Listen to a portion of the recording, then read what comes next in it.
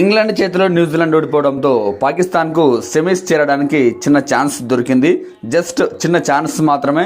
ఎందుకంటే ఇప్పటికీ న్యూజిలాండ్ 3 మ్యాచ్లు ఆడి 3 పాయింట్లు సాధిస్తే పాకిస్తాన్ 1 పాయింట్తో మాత్రమే సరిపెట్టుకుంది. ఒక మ్యాచ్ వర్షం కారణంగా రద్దయితే 1 పాయింట్ వస్తే మరో మ్యాచ్ ఓడిపోయింది. అయితే శ్రీలంకతో ఒక మ్యాచ్ ఆడాల్సి ఉంది ఈరోజు. ఈ మ్యాచ్లో కనుక పాకిస్తాన్ భారీ తేడాతో గెలిస్తే ఖచ్చితంగా ఆ టీంకి కూడా సెమీస్ ఛాన్స్ ఉంటుంది 3 పాయింట్లతో. మరి చూడాలి అసలు శ్రీలంకపై గెలుస్తుందా లేదా ఓడిపోయి ఇంటికి పోతుందా, న్యూజిలాండ్ సెమీస్కి వెళ్తుందా అనేది. ఇక న్యూజిలాండ్ జట్ల మధ్య జరిగిన మ్యాచ్ అయితే చాలా ఇంట్రెస్టింగ్గా సాగింది. ఇంగ్లాండ్ విజయం కోసం చివరి వరకు పోరాడాయి.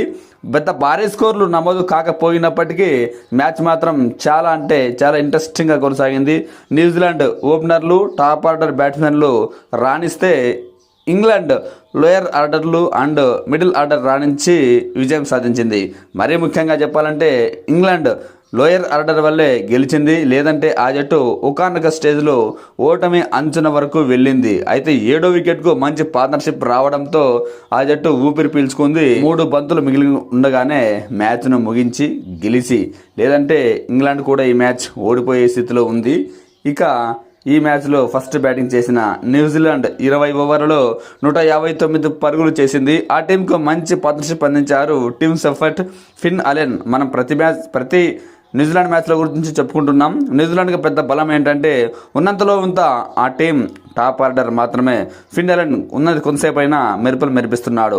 3 సిక్సర్లు బాదాడు. 19 బంతుల్లోనే 29 పరుగులు చేసి, అటు సెఫర్ట్ కూడా 3 ఫోర్లు 2 సిక్సర్లతో 25 బంతుల్లో 35 పరుగులు చేశాడు. ఆ తర్వాత రచిన్ రవీంద్ర ఈ మ్యాచ్లో తొందరగా అవుట్ అయిన గ్లెన్ ఫిలిప్స్ మరోసారి రెస్పెక్టబుల్ బ్యాటింగ్తో రాణించాడు. 4 ఫోర్లు 1 సిక్సర్తో 28 బంతుల్లో 39 పరుగులు చేశాడు. మిగతా బ్యాట్స్మెన్లు పెద్దగా రాణించలేకపోయారు. ఇంగ్లాండ్ బౌలర్లు మరీ ముఖ్యంగా ఆల్రౌండర్ విల్ జాక్స్ మరోసారి బౌలింగ్లో రాణించాడు. 4 ఓవర్లు 23 పరుగులు మాత్రమే ఇచ్చి 2 వికెట్లు తీస్తే ఆదిల్ రషీద్, రెహమాన్ అహ్మద్ కూడా 2 వికెట్లు తీశారు. ఆ తర్వాత ఇంగ్లాండ్కు మొదటి నుంచి బ్యాటింగ్లో కష్టాలు మొదలయ్యాయి.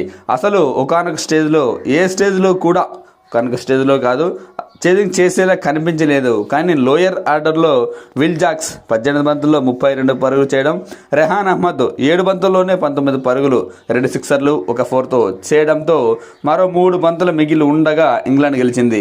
ఈ మ్యాచ్లో ఇంగ్లాండ్ టాప్ ఆర్డర్ పూర్తిగా ఫెయిల్ అయింది. మరీ ముఖ్యంగా ఫిలిప్ సాల్ట్ మరోసారి 2 పరుగులే చేశాడు. లాస్ట్ మ్యాచ్లో డకౌట్ అనే విషయం కూడా మనకు తెలిసిందే. ఇక బట్లర్ కూడా తన ఘోర ఫామ్ను కంటిన్యూ చేస్తూ ఈ మ్యాచ్లోనూ 2వ బంతికే డకౌట్ అయ్యాడు. కెప్టెన్ హ్యారీ బ్రూక్ 26 పరుగులు, జాకబ్ బేతల్ 21 పరుగులు, టామ్ బాంటన్ 33 పరుగులు, శామ్ కరన్ 24 పరుగులు ఇలా కాస్త మెరుగైన స్కోర్లు చేశారు. భారీ స్కోర్లు చేయలేదు కానీ మెరుగైన స్కోర్లు చేయడంతో ఇంగ్లాండ్ చివరి వరకు నిలిచి గెలిచింది.